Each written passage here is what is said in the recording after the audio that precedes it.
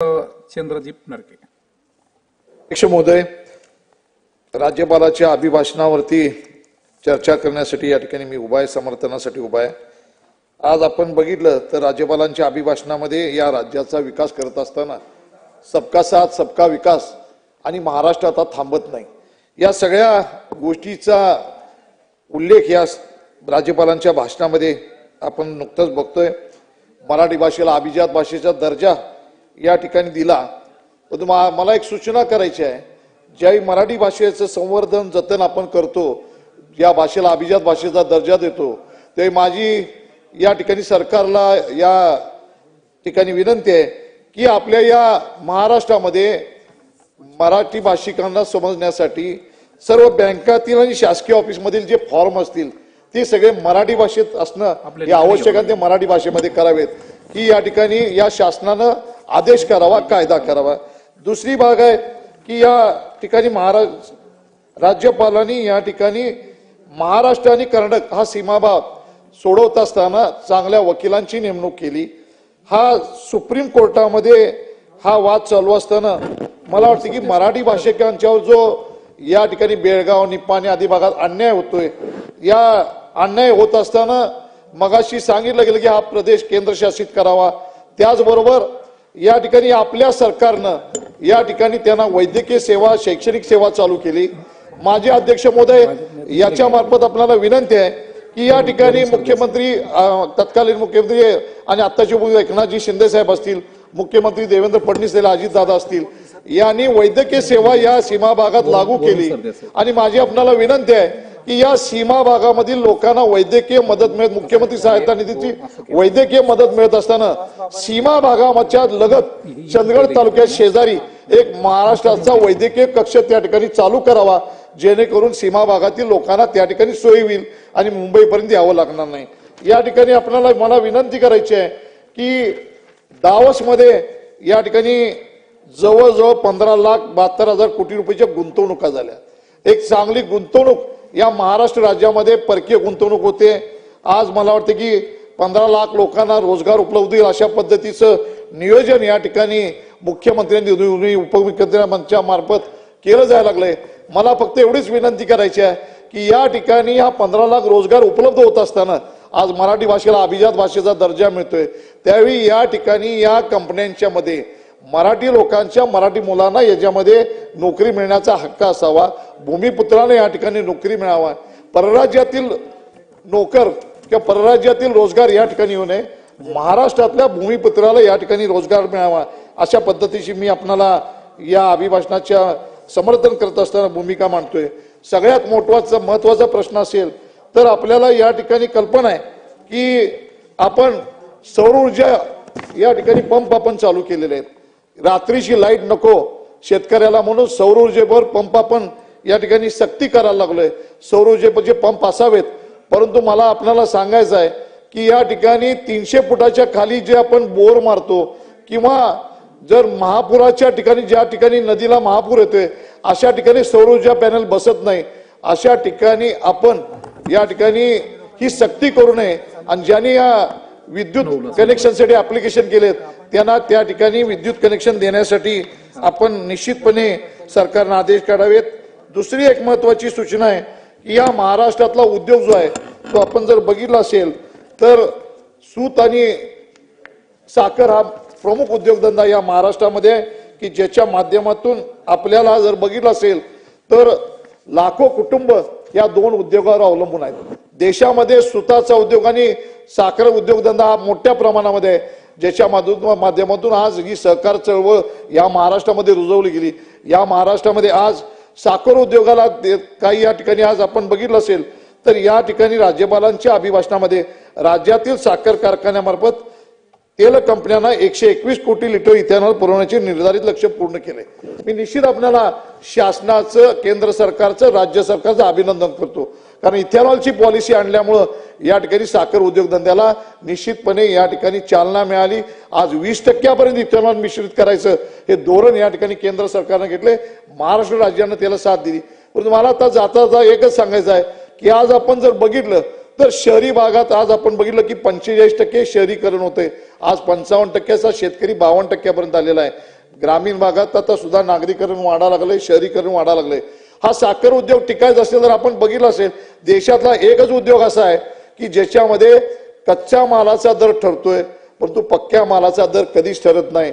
पक्क्या मालाचा दर हा 1.5 वर्षांना आम्ही साखरेचा दर ठरतोय. इथेनॉल पॉलिसी आणली हे ठीक आहे, परंतु इथेनॉल पॉलिसीवर साखर उद्योगामध्ये साखरेच्या दरावर 80% उद्योग अवलंबून आहे. कोजन असेल आणि इथेनॉल असेल हा 20% भाग सहकार मंत्री महोदय आज या ठिकाणी आहेत, सहकार मंत्री महोदयाने ऐकावं. 80% हा उद्योग साखरेच्या दरावर अवलंबून आहे. आणि या ठिकाणी आपण बघतोय की साखरेला हमीभाव हा केंद्र सरकारनं या ठिकाणी नरेंद्र मोदीजींनी या ठिकाणी केला 31 रुपये केला. तर आज 5 वर्ष होऊन गेली. आज आपण साखरेचे मगाशी सन्माननीय आमदार महोदयांनी भाषण केलं की शेतकऱ्याला 33 रुपये 32 रुपये दर मी माझ्या साखर कारखान्याचा दर 33 रुपये प्रति टनाला देतो, महाराष्ट्रामध्ये हायेस्ट आहे. तर निश्चित पद्धतीनं 33 रुपये दर देत असताना सुद्धा साखरेचा हमी भाव ठरला पाहिजे. अनेक वेळा असं झालंय की साखरेचे भाव कमी आणि ऊसाचे भाव जास्त झाले, कुठलाही हा उद्योग परवडणार नाही. म्हणून मी आपल्याला मागणी करतो की राज्य सरकारनं या ठिकाणी यात महत्वाची भूमिका पार पाडावी आणि किमान साखरेला 40 रुपये हमीभाव या ठिकाणी जाहीर करावा. शहरामधील नागरिक साखरेचा भाव वाढला की त्या ठिकाणी लगेच गोंधळ चालू होतो, लगेच त्या ठिकाणी उठाव होतो. परंतु माझी आपल्याला विनंती आहे शहरी भागातल्या नागरिकांना सुद्धा की आपण एखादा पिझ्झा घेतो, एखादी पाण्याची बॉटल घेतो, आपण जाय गेलं तर मटणाचा दर आज 600 रुपयाला किलो घेतो, जिथं साखरेचा भाव 40 रुपये किलो. साखर ही एका कुटुंबाला महिन्याला 2-3 किलो वापरायची आहे, त्या साखरेचा भाव वाढला तर निश्चितपणे शेतकऱ्याला दर मिळणार आहे. म्हणून मी या ठिकाणी निश्चितपणे सांगतो की या उद्योगाला स्थिरतावर आणायची असेल तर साखर उद्योगाला चालना देण्यासाठी या ठिकाणी साखरेचा हमीभाव 40 रुपये व्हावा. हे सहकार मंत्र्यांनी या ठिकाणी मुख्यमंत्र्यांच्या समवेत एक बैठक घेऊन या ठिकाणी केंद्र सरकार ठिकाणी ही भूमिका मांडावी. दुसरी एक गोष्ट मी गोष्ट आपल्याला सांगतो की आज कोजनरेशन आपण अपारंपरिक ऊर्जेला चालना देतो, प्रदूषण विरहित वीज तयार होते. या कोजनरेशनचे प्रकल्पाचे 13 वर्षाचे कारखान्याचे अग्रीमेंट आमचे संपलेले आहेत आणि आता आपण 4 रुपये प्रति युनिट दर देत आहे. तो 6 रुपये प्रति युनिट दर हा राज्य सरकारने या ठिकाणी करावा, ज्याच्यामुळे शेतकऱ्याला आपल्याला जास्तीत जास्त दर या ठिकाणी देता येतोय. आज आपण राज्यपालांनी सांगितलं, या सरकारनं भूमिका घेतली, छत्रपती शिवाजी महाराजांचा इतिहास आणि प्रेरणा या ठिकाणी लहान मुलांच्या पर्यंत पोहोचवावा. यासाठी अंगणवाडीमध्ये आपण शिवाजी महाराजांची जयंती साजरी करण्याचा निर्णय या ठिकाणी या सरकार जाहीर करते. मला आपल्याला सांगायचं की कोल्हापूर जिल्ह्यामध्ये शिवाजी विद्यापीठ या ठिकाणी आहे. हे पाच जिल्ह्याचं एक विद्यापीठ आहे, त्याचं नाव एकच मिनिटामध्ये शिवाजी विद्यापीठ आहे. मी आपल्याला या ठिकाणी सांगू इच्छितो की छत्रपती शिवाजी महाराज विद्यापीठ अशा पद्धतीचा नामांतर त्या ठिकाणी व्हावं. शिवाजी महाराजांच्या नावानं विद्यापीठ आहे, शिवाजी विद्यापीठ एवढं नाव न देता त्याचं नामांतर करायचा या कॅबिनेटला ठराव येणाऱ्या या अधिवेशनामध्ये ठराव घ्यावा आणि छत्रपती शिवाजी महाराज विद्यापीठ अशा पद्धतीचं नाव या ठिकाणी या विद्यापीठाला द्यावं. कोल्हापूरमध्ये खंडपीठ या ठिकाणी व्हावं यासाठी सातत्यानं आंदोलन चालू आहेत, आमरण उपोषण केली जातात. वकिलांच्या संघटनेनं सगळ्यांनी पाठिंबा दिलाय, अनेक ठिकाणच्या बार असोसिएशननं पाठिंबा दिलाय. या ठिकाणी मला आपल्याला एवढं सांगायचं आहे, फक्त मुख्यमंत्र्यांची आणि उच्च न्यायालयाच्या मुख्य न्यायाधीशांची बैठक फक्त राहिलेली आहे. आज मला आपल्याला सांगायचं आहे त्याच्यामध्ये कुठल्या कायदेशीर अडचणी असतील त्या त्रुटी पूर्ण कराव्यात. आज खंडपीठ असेल किंवा सर्किट बेंच चालू करायचं असेल त्याचा निर्णय हा ताबडतोब घ्यावा, कारण हजारो नागरिकांच्या केसेस मुंबईपर्यंत येतात. आज कोल्हापूर, सांगली, सातारा, सिंधुदुर्ग आदी जिल्ह्याच्या सर्व वकील मंडळींनी सगळ्यांनी या कोल्हापूर खंडपीठासाठी पाठिंबा व्यक्त केलाय. मी या ठिकाणी या राज्यपालांच्या अभिभाषणाच्या निमित्तानं या ठिकाणी एवढंच या ठिकाणी सांगतो की या ठिकाणी खंडपीठ होण्यासाठी तात्काळ या ठिकाणी या सरकारने या ठिकाणी आज आपल्याला कल्पना आहे की महाराष्ट्रामध्ये युतीचं सरकार आलेलं आहे. मुख्यमंत्री लाडकी बहीण योजना असेल, शेतकरी सन्मान योजनेचे 6,000 राज्य शासन देते. या ठिकाणी लखपती दिदी योजना या ठिकाणी चालू केली. मुलींना उच्च शिक्षणामध्ये मोफत शिक्षण चालू केलं. वीज बिल माफ केलं. या अन्नधान्यामध्ये 5 किलो मोफत अन्नधान्य प्रत्येकाच्या घराघरापर्यंत पोहोचवलं. मला महाविकास आघाडीच्या सदस्यांना सांगायचं आहे की महायुतीच्या सरकारने या गोष्टी केल्या, या तळागाळापर्यंत पोहोचवल्या. कुणी जरी म्हणत असला की वीज बिल आज झिरो जरी झालं नसलं किंवा आज तुम्हाला आकडे आलेत, परंतु घ्या आज तुम्हालाही मी आठवण करून देतो, मुख्यमंत्री सुशील कुमार शिंदे असताना घोषणा काँग्रेस सरकारने केली होती संपूर्ण वीज बिल माफीची, आणि त्यावेळी सत्ता आल्यानंतर आम्हाला हे करता येत नाही म्हणून स्पष्ट सांगितलं. परंतु आमचं महायुतीचं काढून बघा उल्लेख, मी जो उल्लेख करतोय ते निश्चित बघा. त्या काळामध्ये काँग्रेसच्या मुख्यमंत्र्यांनी झाल्यानंतर सांगितलं आम्ही वीज बिल माफ करू शकत नाही. निवडणुकीच्या काळा अगोदर ऐका ऐका ऐका आज सुद्धा या ठिकाणी उपमुख्यमंत्र्यांनी अजितदादांनी पण सांगितले या ठिकाणी कोणत्याही शेतकऱ्याला या ठिकाणी वीज बिल जी सवलत दिली त्याच्यामध्ये कुणाचंही वीज कनेक्शन तोडलं जाणार नाही ही भूमिका गेली. आज 15,000 कोटी रुपये शेतकऱ्याची वीज बिल माफ करून या ठिकाणी त्याला देण्यात आलेले आहेत. मला एवढंच सांगायचं आहे महायुतीचं सरकार हे तळागाळापर्यंत शेतकऱ्यांच्यापर्यंत सर्वसामान्य घटकांच्यापर्यंत या योजना पोहोचवण्याचं काम या ठिकाणी केलेलं आहे. आज सबका साथ सबका विकास आहे आणि आता महाराष्ट्र थांबत नाही.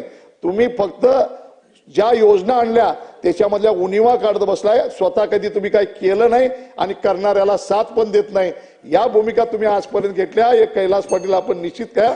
आज मी राज्यपालांनी ज्या ज्या या अभिभाषणामध्ये गोष्टी केल्या त्याचं समर्थन करतो. मुख्यमंत्री देवेंद्र फडणवीस असतील, एकनाथजी शिंदे साहेब असतील, अजितदादा असतील, या डबल इंजिन सरकारनं या महाराष्ट्राला विकसित राज्य बनवण्यासाठी जे प्रयत्न चालवलेत त्याच्याबद्दल मनापासून या ठिकाणी मी अभिनंदन करतो, समर्थन करतो. जय हिंद, जय महाराष्ट्र.